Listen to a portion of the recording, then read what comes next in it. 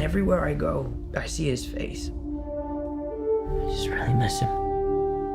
Yeah, I miss him too. Spider-Man Far From Home brings an elevated level of heart and emotion while keeping in line with the lighthearted and coming-of-age feel of Spider-Man Homecoming, making for a solid end to Phase 3 and a great Spider-Man adventure.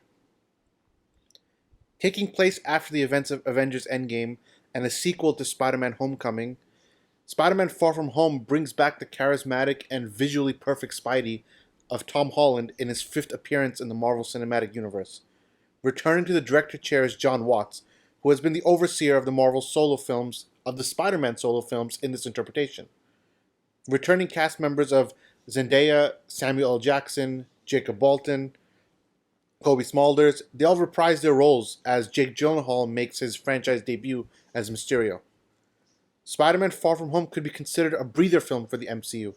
After the events of Avengers Endgame said goodbye to multiple long-standing heroes like Iron Man, Captain America, and Black Widow, the MCU returned back to the tone and comedic feel that the franchise has gotten famous for.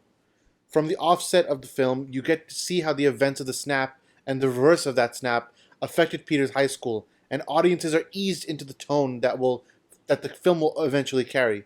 While the first act definitely keeps things light and easy, the film truly starts to dial up the intensity as it challenges Peter Parker. With a familiar tone and feel, Far From Home truly shines when it lets Peter Parker be Peter Parker. A character with a storied history in the comics, TV, and live-action interpretations, and the character has always shined when put under pressure and intensity. While I felt Homecoming did not always live up to the Spider-Man brand in the sense of his predecessors, Far From Home does. The death of Iron Man looms over this film, but in a way to only service Peter's overall arc. While fans will definitely be missing Uncle Ben's continued absence in Peter's arc so far, Tony's sacrifice more or less plays a similar role in Peter choosing between being a hero and being a kid. Overall, the film did an excellent job building and furthering Peter's character arc, and Tom Holland continues to do a wonderful job as the webhead. Spider-Man films have had an incredible run of great villains. Miles Keaton was a show stealer in Homecoming, and Jake Gyllenhaal brings a similar result. Barring a couple creative choices I felt odd, Jake perfectly captured the character of Mysterio, and audiences will love what he brought to the character. Spider-Man Far From Home has an important place in the wider MCU.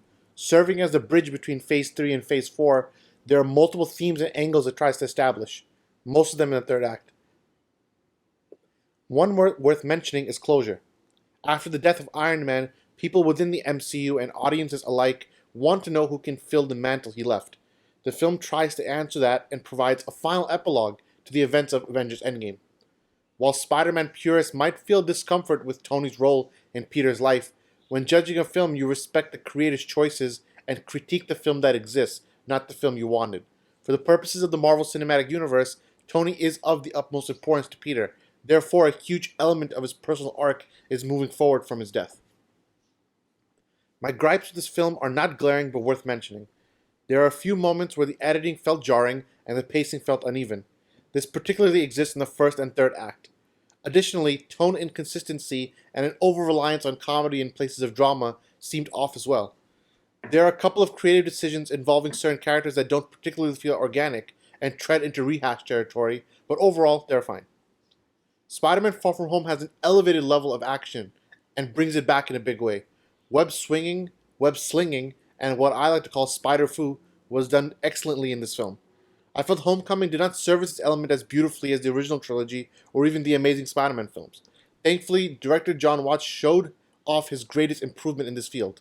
The action felt very fluid, web swinging was exhilarating, and certain sequences in the third act were jaw-droppingly awesome for any Spidey fan.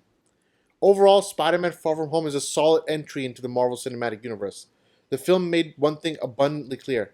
The MCU needs a new face to the franchise now that Captain America and especially Iron Man have exited. Spider-Man is not only the perfect character to fill that role, Far From Home makes audiences sure to know who Phase 4's most important character will be. Strong action sequences, solid acting, and a helping of heart and emotion makes for a solid recipe for a good Spider-Man movie.